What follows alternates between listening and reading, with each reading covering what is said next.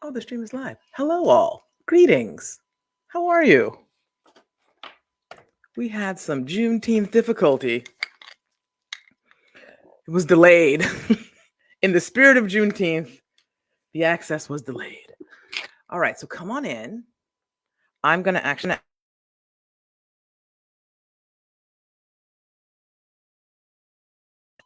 Come on in. I'm going to actually turn on my phone so that I can see you all. And then we're going to get started.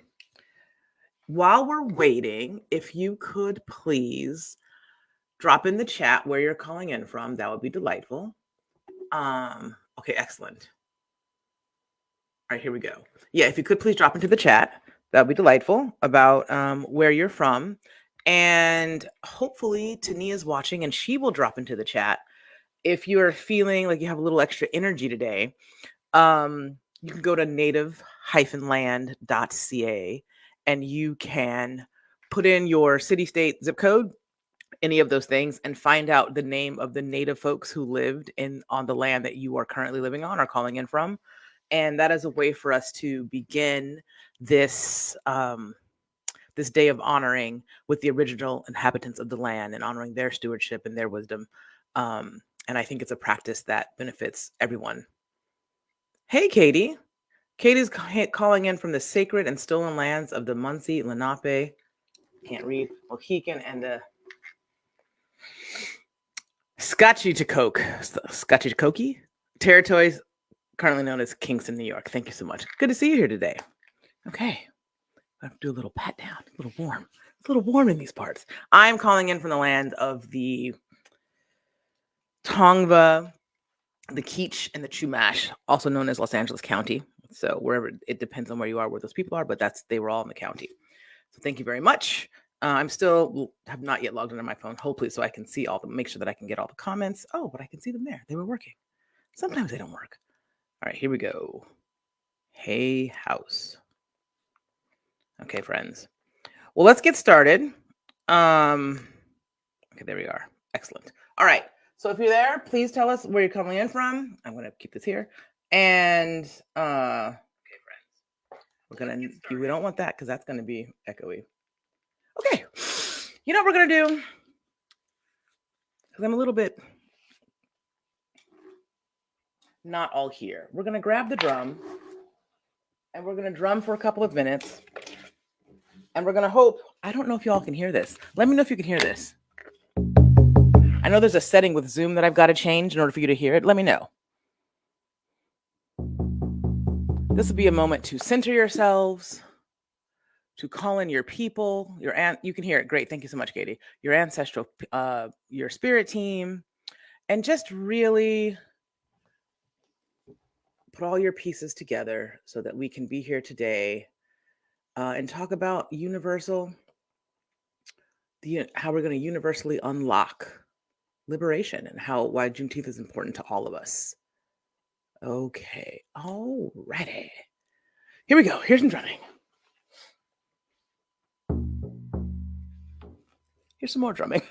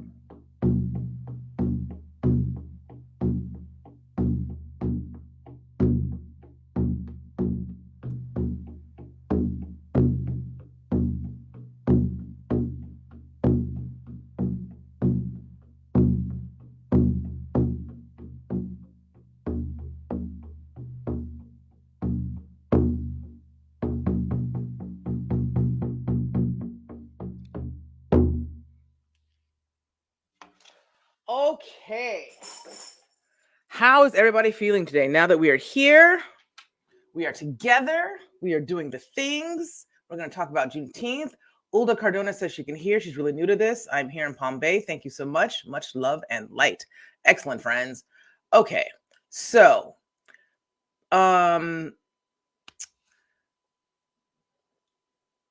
name, it's a really good place to start. My name is Dr. Giavanni Washington, and I'm the creator of the Black Goddess Within Oracle deck, which here's the guidebook.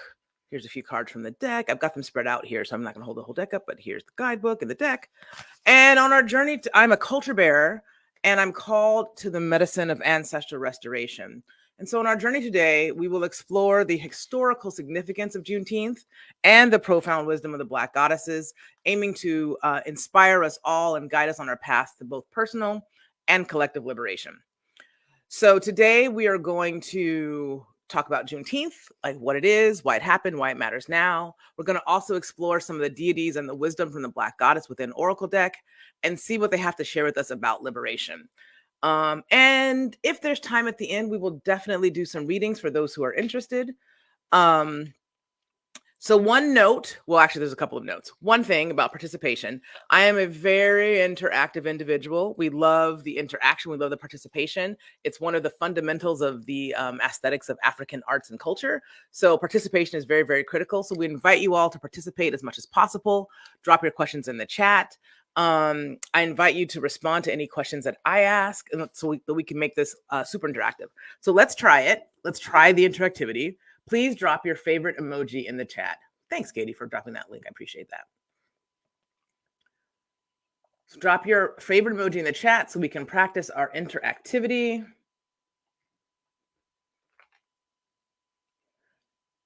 Okay, great. I can see all the things now. Okay, thank you. Hey, Julie. Thank you for joining us. Hey, Katie. Thank you. Hey, Lori. Wonderful. Hey, May.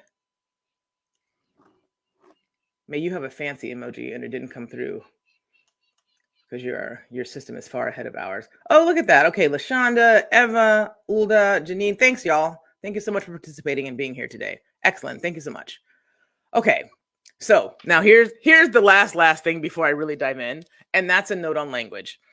In order to explore Juneteenth with respect to collective and personal liberation, I have to talk about the institution of enslavement. And slavery is absolutely a stain on the fabric, from which our country, the United States, is woven. And it is also the very thing that necessitates discussions around freedom and liberation. So in order to honor the humanity of those who were considered property and forced to live in bondage, I use the word enslave versus slaved and enslaver versus owner. And that's to put the onus where it belongs and to also honor the humanity of those who were for so long animalized, vilified, and really not considered human. So it's important to remember that slavery was a condition, or was a status versus a condition. People didn't really make the choice to be a slave, to become a slave, or to become enslaved. So I invite you to adopt the same language. I think it's very empowering. And there's another word I want to use. It is honoring of the trials and tribulations and the wisdom gained from those trials and tribulations. And so I go 10 toes down for the words enslaved and enslaver. Okay. Can I get like a one or another emoji in the chat to see that you understand what I'm saying? I'm not saying that you have to agree with me, but that you understand what I'm asking, what I'm inviting you all to do. There's always the 20-second delay. Thank you. Okay. Thank you, Katie. All right. Y'all are feeling me today. That's great. Thank you. I love the ones. Okay. So now let's talk about liberation for a second. I don't know about you, but I find liberation, or I find the discussions around liberation, to be actually very difficult. People have a really hard time defining liberation or saying what liberation is, what it means to them. Excuse me. A lot of the time, at least in the Black Goddess universe, we talk about liberation as anti-racist, as decolonial, as smashing the patriarchy. We talk about it, or we define liberation as what it is not, right? But what is liberation? So I'm going to invite you all today to, again, drop into our chat. Let's go back to our chat. Type in some words or some phrases about what liberation and freedom mean to you. And then I'll tell you, I've been working toward a definition with some elders that I've been interviewing for the Black God deck, actually. And I'll tell you what they've come up with. So what do the words liberation and freedom mean to you? Either a word or a phrase, a color, a feeling, a smell. Julie says liberation and freedom mean release. LaShonda says empowerment.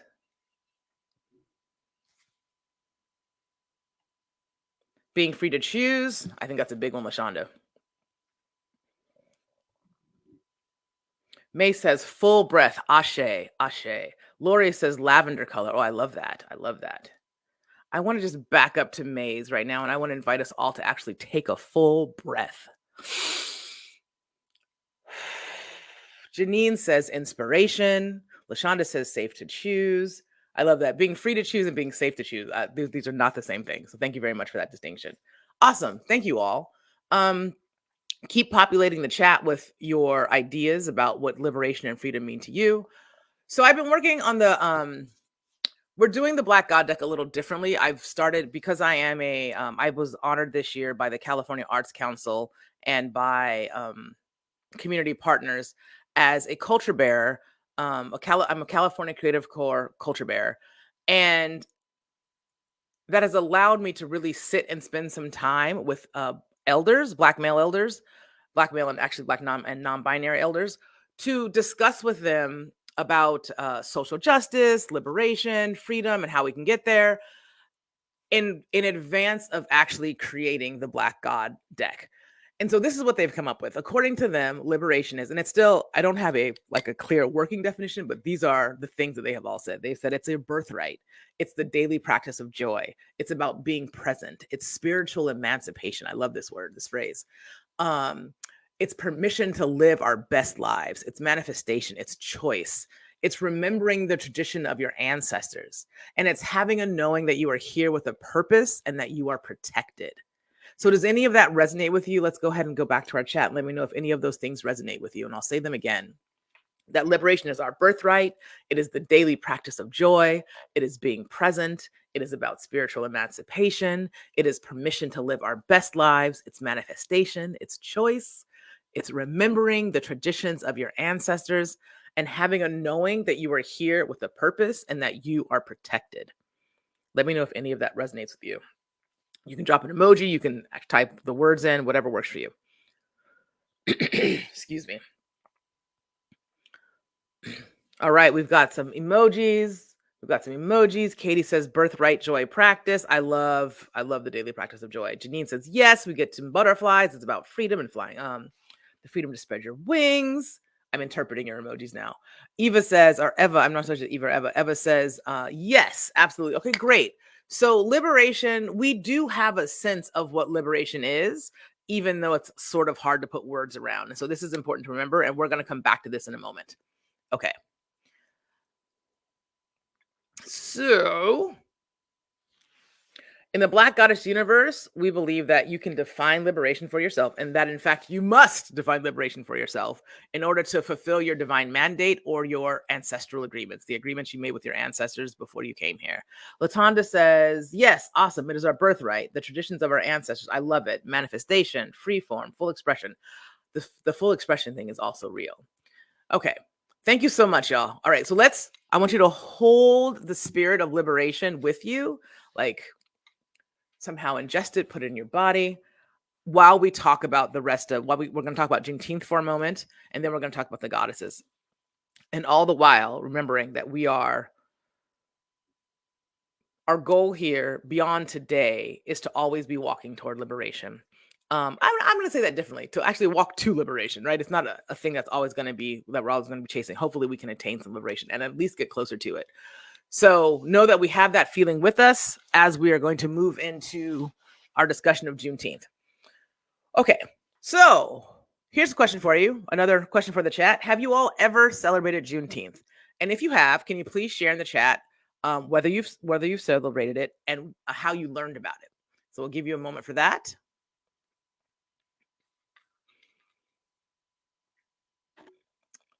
Have you ever celebrated Juneteenth, and how did you learn about it? Or both of those questions.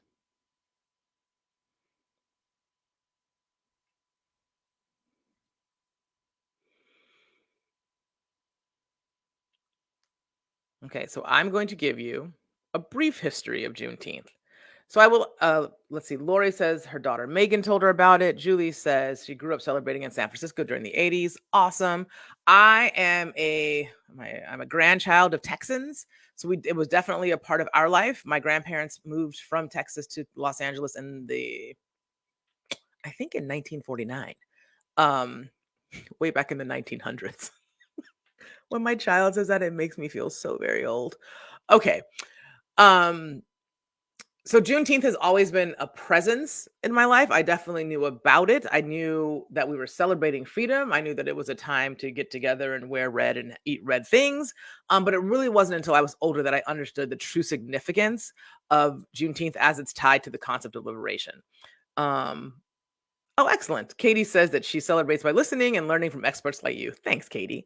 Janine has never celebrated it, but that's great. You know what? Welcome. This is your first step towards celebrating Juneteenth. So, as I mentioned before, in order to talk about Juneteenth, we've got to talk about slavery. So, here we go. Here's the context in which Juneteenth occurred. As Europeans arrived in what is now known as the Americas, there became a growing demand for cash crops like tobacco, sugar, and cotton. And this required lots and lots and lots of hard labor. When the Europeans came to what is now known as the Americans, a large percentage of the indigenous folks were killed or displaced. And so Europeans turned from, and that's why we do the land acknowledgement in the beginning of all of the work that I do. So the Europeans turned to Africa as a source of free labor.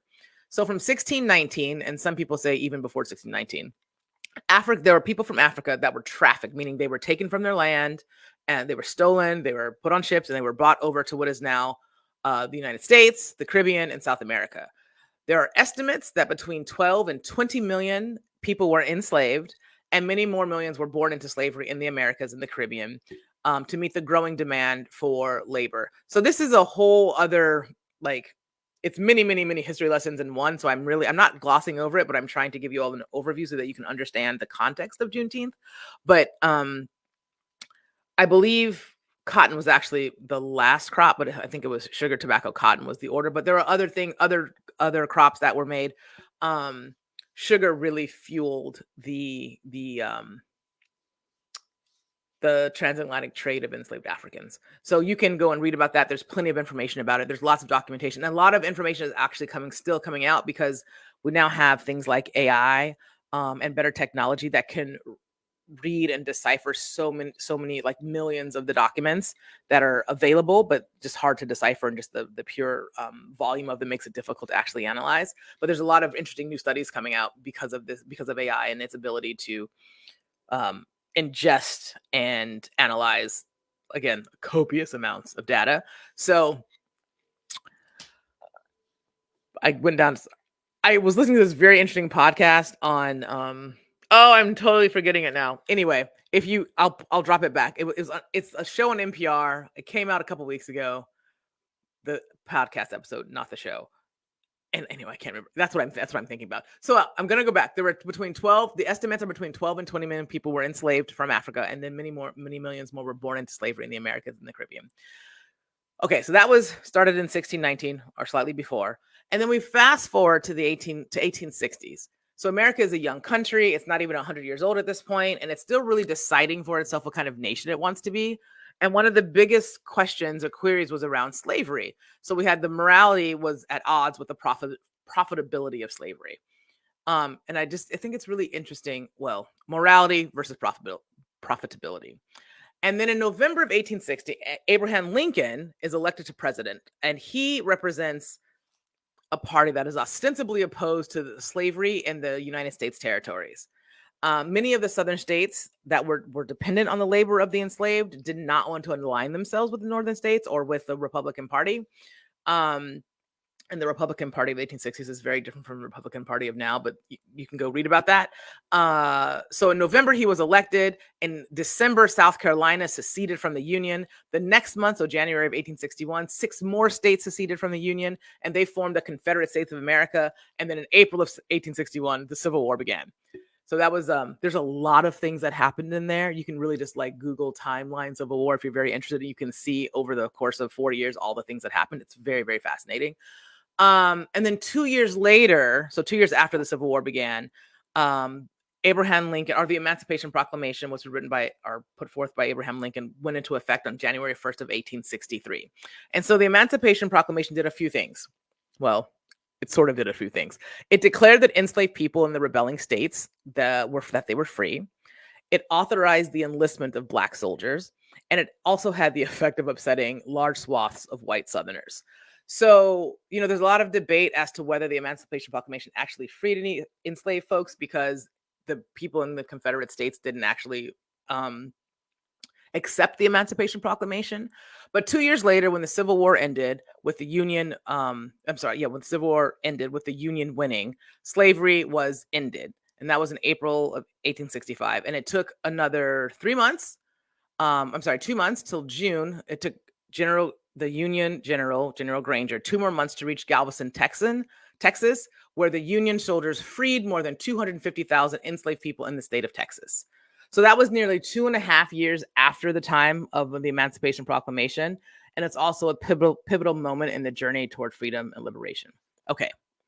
Any questions about slavery, Civil War, and what led the large events that led to the Emancipation Proclamation? There were many, but these are the milestone moments.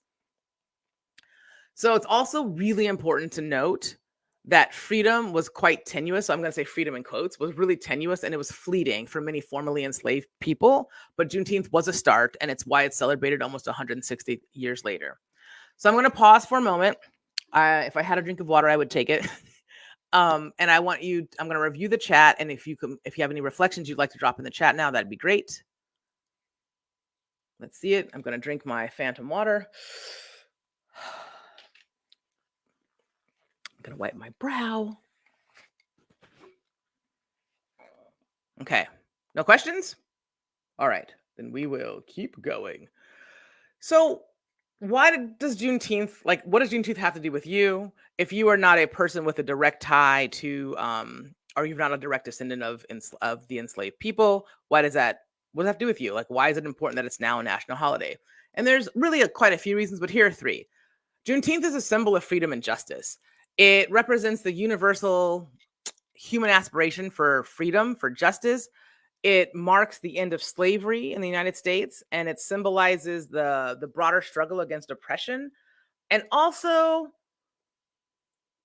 in some ways, it's a triumph of human rights over systemic injustice. So it's a big, as far as flags go, we can call it a green flag. And this probably resonates with all people who value and strive for liberty and equity. Let's see what else. It's a recognition of collective struggles. So while it celebrates the collective effort of African Americans and their allies in the fight against slavery and for civil rights, this reflects the broader concept of community solidarity, collective action, and all of these things are essential in any struggle for social justice, regardless of location or culture. And I think we saw a bit of this after Mr. George Floyd was murdered was it 2020? In 2020, also because we were in COVID and the world was stopped. But there was this sort of racial reckoning that happened. I feel like what happened at Juneteenth had much of the same sensibility. Like the feeling might have been very similar. And it's also hopefully an inspiration for global movements. So the spirit of Juneteenth is aligned with and inspires contemporary movements for human rights, social justice around the world. And it's a reminder that systemic change is possible, and a reminder that the struggle for freedom and equality and equity still continues. So, okay. Now, I'd like you to think about a time when something blocked your liberation or recognition in your life. And how did you navigate that? Please feel free to share your thoughts in the chat.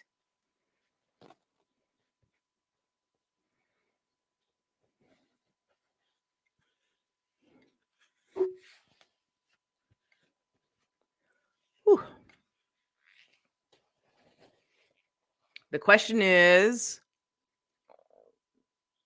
can you think about a time when something blocked your liberation or recognition in your life? And how did you navigate that? Feel free to share your thoughts in the chat. Tani says, ugh, this technology, I'm just finding the link. So she was thwarted. Her freedom today was thwarted by technology. But you navigated it. And here you are, Tani. Welcome. Welcome. Thank you for joining us. So you all have never had a time when your liberation was blocked? That's fantastic. Okay. Then we'll move on.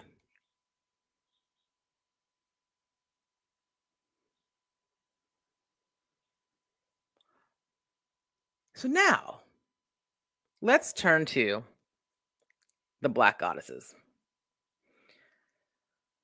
We want to talk about the cultural and spiritual significance of these figures.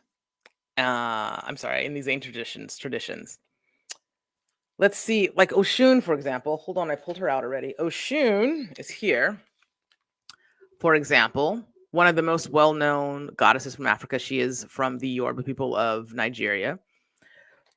Excuse me. She is the goddess of love. Oh, thanks, Eva. I'm happy that you're joining us from Denmark. She's the goddess of love, of sweet waters, and she teaches us about beauty, compassion, and the importance of self-care. And in this deck, she also speaks to how self-neglect leads to spiritually dry conditions. And I'm going to read you just the last part of her card. It says, if you're pulling this card, the ancestors are reminding you that neglecting your inner landscape can lead to spiritually dry conditions. Creating a lush, vibrant, emotionally fulfilling life requires intentional care and attention. And she invites you to tend the sacred spaces inside and to let your radiance guide your steps. So that's what Oshun is in this deck, right? And we as it relates to liberation, this is about making sure that you're resourced, that you can show up for, because listen, it's a bumpy road to liberation. So make sure that you can show up for the bumpy road. Oh, Janine says she has the deck and she really loves it. Oh, very informative. Thank you. I'm so pleased to hear that. I'm going to return. Earlier, I asked you all about liberation. So let me just scroll back up and look at what you all said about liberation. You said release, empowerment, free to choose,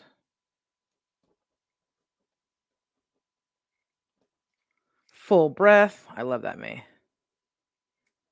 Lavender, inspiration, safe to choose. Okay. So, given what you all have said about what you said earlier about liberation, I pulled out 7 goddesses last night, the ones who I thought represented some aspect of liberation.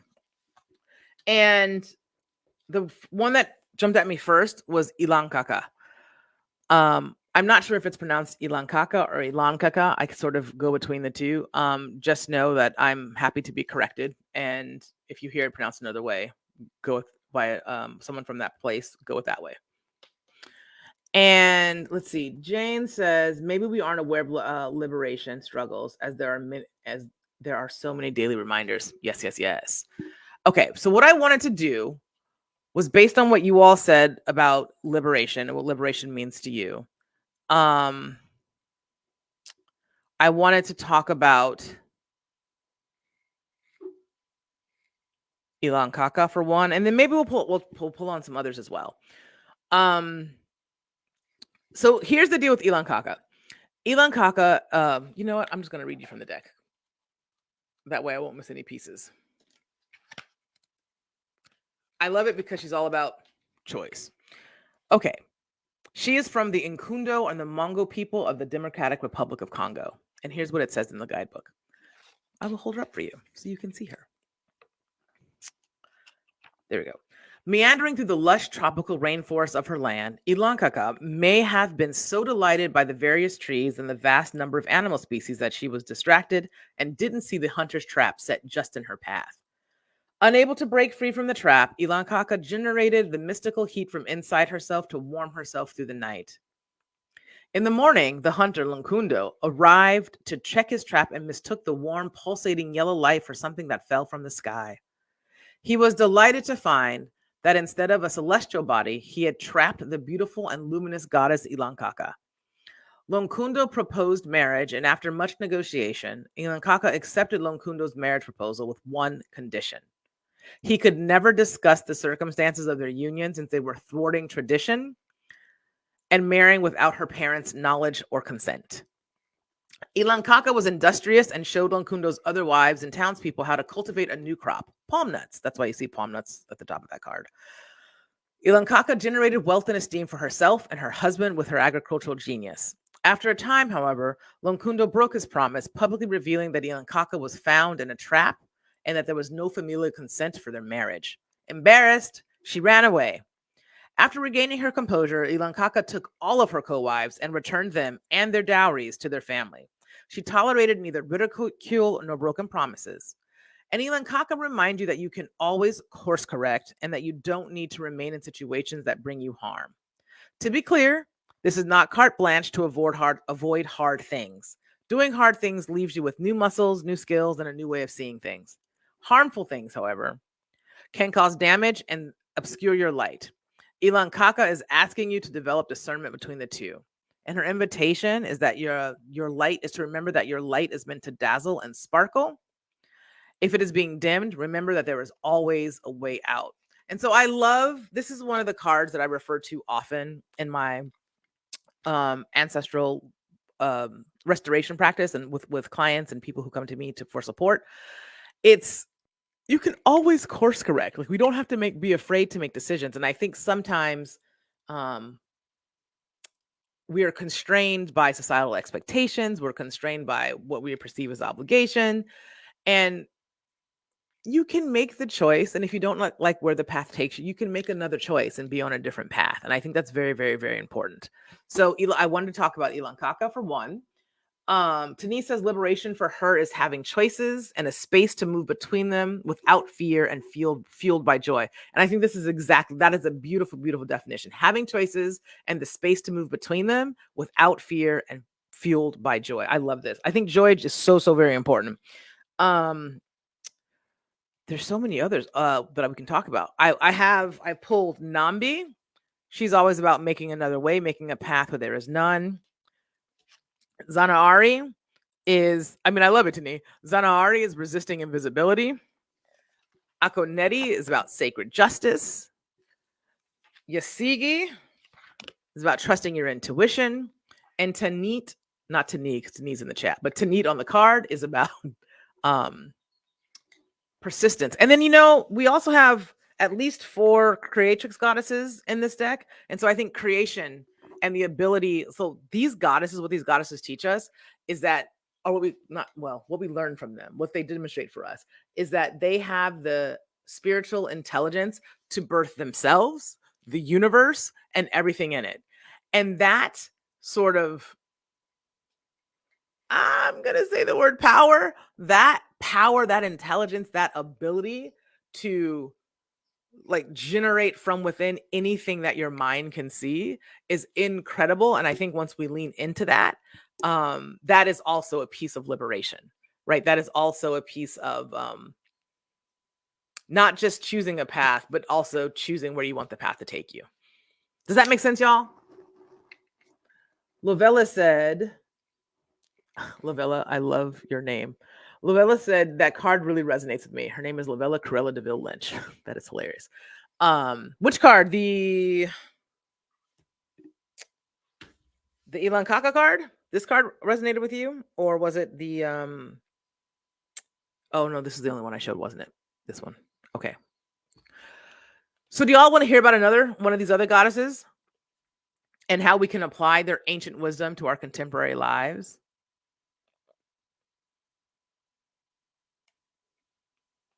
Oh, I was going to tell you about a creator goddess. Let's see. I told you about them in general. We want to talk about, speaking of Tani, this is Tani, y'all. She's in the chat. This is Teme Arau. Teme Arau is from the Ijaw people of southern Nigeria. They come from the Delta region. This is a swamp, a mangrove, as you see. And what Teme Arau did was she would create humans from the clay around in the swamps, And then to animate them, she would ask them 3 questions. And I'm going to read you the questions so to make sure I get them right. The questions are,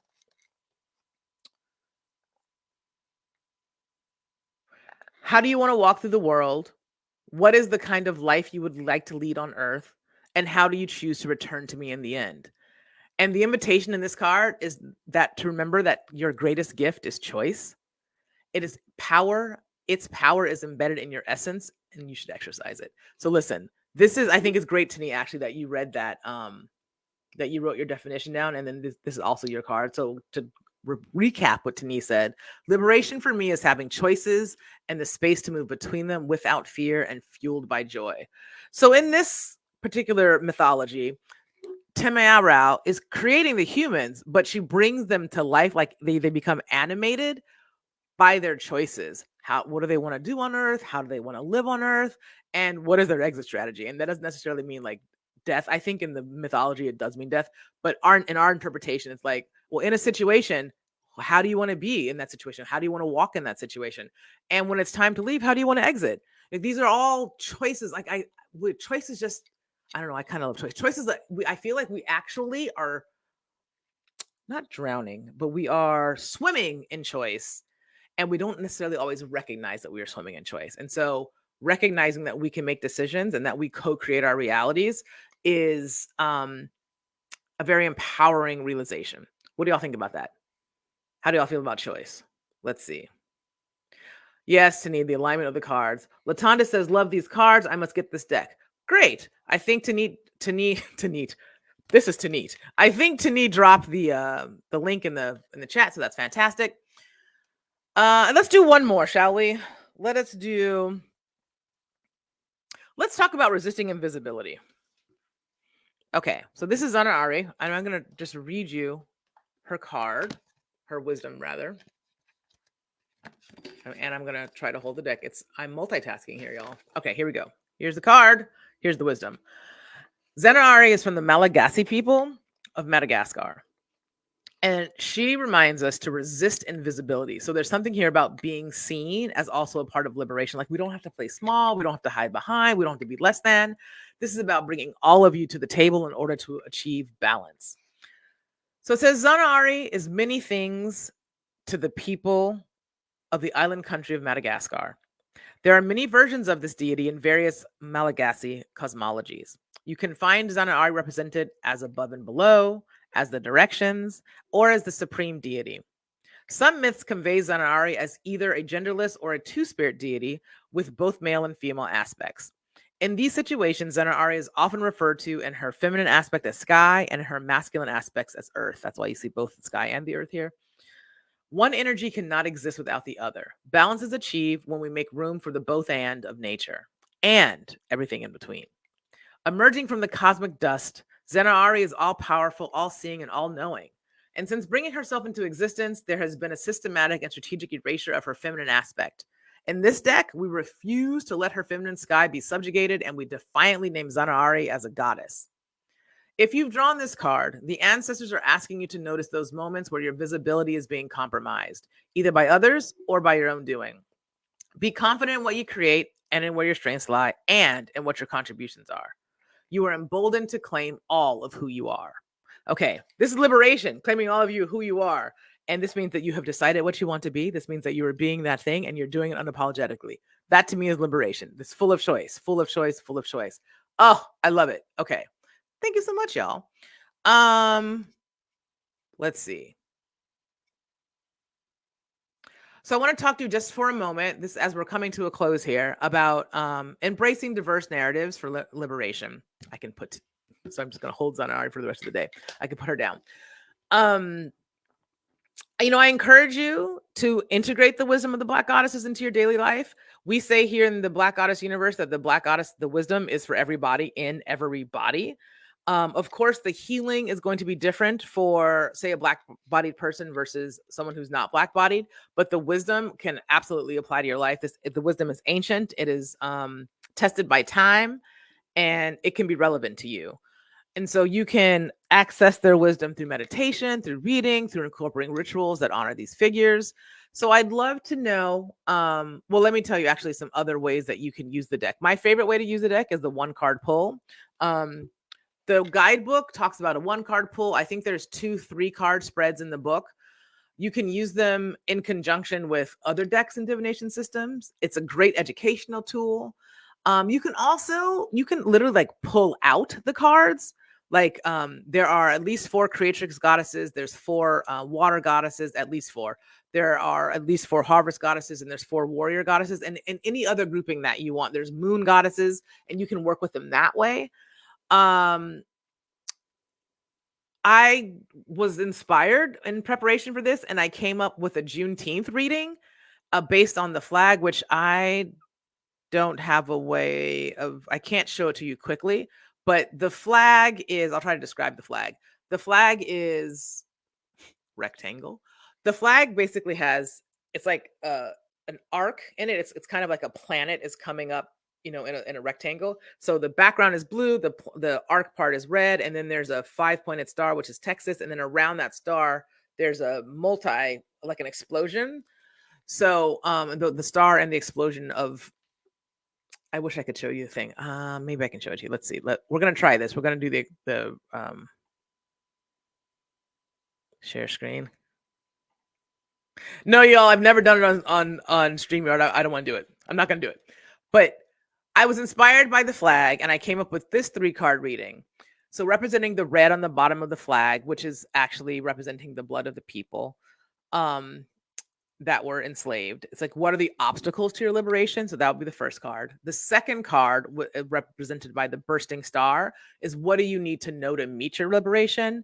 And then the arc is what is on the horizon. So the 3 cards would be, what are the obstacles to your liberation?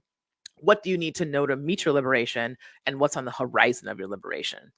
So that's based on the flag. Maybe I'll do that today. Maybe today we're going to go live today, and I'm going to do a Juneteenth reading. How about that? I love it. Okay. So I'd love to know if you all have a particular practice or ritual that you use to stay connected to your roots and honor to the diverse narratives in your life, because I do believe that one of the tenets of liberation is being connected to your ancestral wisdom. So take a moment and drop in the chat a practice or ritual that you use to stay connected to your roots. And I'm going to actually read the comments. Denise says that's how she moves through the world. She's the co-creator of her reality. Ashe. Julie says, and recognizing we are worthy of being seen and being heard. 100%, Julie. That is 100% correct. And Lovella says, I'm curious. I'm just learning about tarot. I was wondering, do the cards also contain symbols, and are colors used for their spiritual meaning as well? Oh, that's a really good question. The cards absolutely contain colors and symbols, but they're sort of independent. There's not a universal symbology for the deck. Each card is represents its own mythology. If that helps you understand. And for example, this card has this bell. My finger, it's going the opposite way, has a bell, and this is the bell that Akunetti hits to actually that's how she communicates that's how she gets her messages. It opens the portal. So we put a bell in her picture. Does that make sense? So this one, for example, Tanit's card, if you can see very closely back there, that is Tanit's symbol that you even find today in maritime traditions, like because she's the protector of the seafaring. But that symbology doesn't make sense in any of the other cards. It only works for this card. Does that help, Lovella? And the colors we used were, again, a co-creation. If we had an explicit knowledge about the color, then we would use the color. If we did not have this explicit knowledge, we used our interpretation. Oh, absolutely. There's a lot of we made the first deck, which we call the vintage deck, in 2016. It has 13 cards in it. To this day, I am still finding things in that deck that I've never seen, which, was almost 8 years ago. It was wild. Okay. All right. So let's see. Julie says I asked about sharing a practice or a ritual that you use to stay connected to your roots. And she says she's getting still and meditation. Wonderful. Okay. Thank you, Julie. And then I think here we go. We've been on for Okay, I have a few minutes. I can do at least one reading if someone would like a reading. My only ask is that you somehow work liberation or freedom into your question. Tani says, I'm a West African musician, and learning and playing the ancient rhythms of songs definitely is one of my modes. Ashe, I feel on that one. Yeah, we had to drum in the beginning because we had some tech issues and I was a little frazzled when I arrived. And I was like, well, you know what? Let me just bring it all back. And we drummed in the beginning to get it done. Janine says, so I'm new to all of this, but I was pulled to this inner spiritual journey that I've been on. A lot of things are new, and I have a lot of questions a lot of times. Ashe. I like quiet time and meditation to help stay connected. Ashe, ashe, ashe. If you don't have the deck, please get the deck. And then you guys go to blackgoddesswithin.com and you can sign up for the bonuses. And one of the bonuses is a virtual coffee date with me where we go live in an intimate setting in a Zoom call. So it's definitely way more interactive. And we answer all the questions. We talk about the deck. We talk about sometimes some of the people who helped co-create the deck show up to the call and then they can talk about their experience. And it's a great way to get to know the deck. You will also get a quick start guide that comes. Tani, can you drop that link for me, please, in the chat? That'd be delightful. Oh, look at that. Oh, and she says I also do divinations. That is correct. We do divinations with the cards, and we do divinations with another Dagara system of cowrie shell divinations. Thank you, Tani. I appreciate that. Okay, so do you have any questions? Any questions, friends? Any questions? While you all dropping your questions, I'm going to do the conclusion. So today, we explored Juneteenth. We talked about what it is, why it happened, and why celebrating it is important for our personal and collective liberations. Because here's the truth. The world is not going to change until we change. We also explored some of the goddesses and the wisdom from the Black Goddess from this deck. And we saw what they had to share with us about liberation. So that's exciting. And yeah, so I'm open now for any questions you have, or if you would like a reading, I have time for maybe one reading. Latonda says she would like a general reading about what the next level of freedom looks like for me. Because I did make it hard, right, by asking you to put liberation or freedom in the question. But this is the theme. This is the spirit of the day. Okay, I have the deck.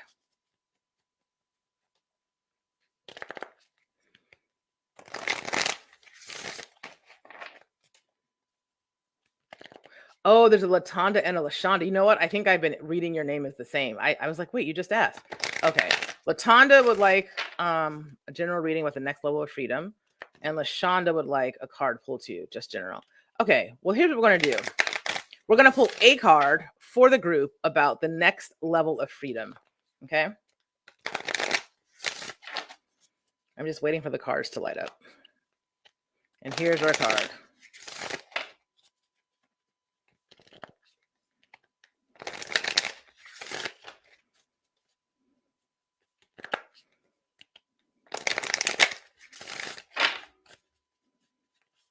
All right, here we go.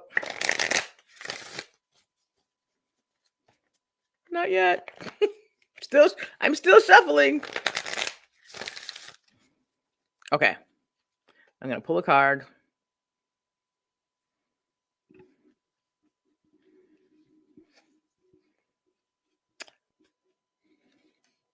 Let me repeat the question. What does the next level of freedom look like for us? Let's see. Ooh, okay. Well, we have two first. This is the card I pulled, Kianda, and this is the card that jumped, Oduduwa. I'm going to read Oduduwa first, and then I'll read Kianda. Because Kianda's going to tell us how to listen for the messages. Oduduwa, I love this card. If there's any goddess that represents the elegant sophistication of two-ness and the complexity found in completion, it is Oduduwa. As one of the oldest deities in the Yoruba pantheon, there are innumerable stories told about the goddess Oduduwa. She is purity and she is lasciviousness. She is an ancient deity and she is human. She is blind yet all-seeing. She is woman and wife and also man and king. Contrary to what one might think, these stories do not listen. Today in the shower, I had this question to myself. I said, well, what goddess most represents liberation to me? And literally it was Oduduwa. This is exactly why. Contrary to what one might think, these stories do not contradict. For a goddess can do and be all things. She can even float on wisps of air, transforming into the nothing that is everything. Oduduwa contains the wisdom of the extremes and everything in between. She holds for us an infinite source of ancestral wisdom. As creator of the earth, Oduduwa confirms the primordiality of blackness. Reigning over her creations, the black loam of the earth and the black of the people, Oduduwa is unapologetically feminine, fertile, and fierce. If you've pulled this card, the ancestors are asking you to set aside some of the one-sided stories you tell about yourself. It is time to craft new ones that honor the scope of your wisdom and experience. You are a complete and powerful being with a direct connection to your creative source. And she reminds you to embrace that which appears to be in contradiction and know that you are whole and unbridle your creativity. So here's what I'm hearing from this. If the question was, what's next for us in terms of freedom? It's about actually embracing all of our parts, right? It's about embracing I'm going to use the word sophisticated and complex, not contradiction. It's about embracing all of the pieces that seem discordant, that seem disparate. Part of being free is being fully you, and that means bringing all of you to the table. Oh, I love this. I love this. I love this. And to unbridle your creativity. So this is an invitation to listen to those impulses, those callings, those yearnings that maybe don't align directly with your professional life necessarily, and see what they bring, see what opens up for you, see what portals, like what happens when the portals open. Okay, so that's Oduduwa. And then the other card was Kianda. And Kianda, I'm not going to read you the whole thing. She's number 13. Oh, number 13. Lucky number 13. She is from the Bantu people. You find her in Angola and a part of the Democratic Republic of Congo. And she says to us, she reminds us to prepare to receive ancestral messages in your dreams tonight. And they may not appear in the form that you expect. So Kianda can travel. She's a shapeshifter and she can travel between the seas and the land. And because she has this ability to traverse the world, she can also traverse the veil. And that's why in her name, actually, the base of her name in the Kimbundu language it actually means dreams. So she's saying to us, this is an invitation. It's more like a wake-up call, right? Well, that's the wrong word, but it's the opposite of dreaming. But it's a wake-up call. It's to bring attention. It's to call attention to the fact that your ancestors are ready to communicate with you, and they're going to come to you in your dreams. So Oduduwa is telling us to bring all of ourselves to the table. And Kianda is telling us that there's going to be more messages and more guidance in the dreams. Oh, I'll take it. I like it. How does that feel for y'all? Any feedback? Lori smiles. Julie says this deck is so empowering. Lavella says Ashe, and Ulda says, wow, love that. That spoke to me. Thank you. Well, that's delightful. I really want to thank you today for your I think Tani dropped a bunch of links in the chat. The deck is available at blackgoddesswithin.com. Well, the bonuses are available. Pro tip, it's going to ask you for a receipt number. If you're gifted the deck, you can just put in any number. It doesn't matter. Just put it on. Latanda says, yes, I said full expression reminded me of freedom earlier. Ashe, this reading is aligned. Absolutely. And then LaShonda says, right on point. Dreams are already lighting up. I love it. Janine says, I love the deck. Lavella says, no, indeed. Thank you.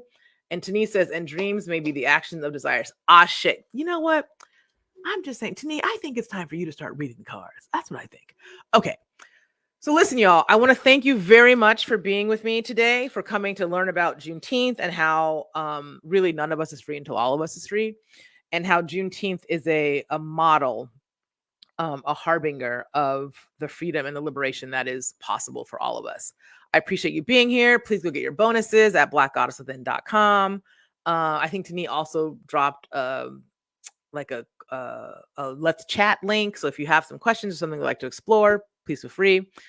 And I'll see you on the flip side. And thanks again, HayHouse, for letting me share your platform. And thanks to Tani and Katie for dropping all the links. Okay, y'all, go be free. Peace.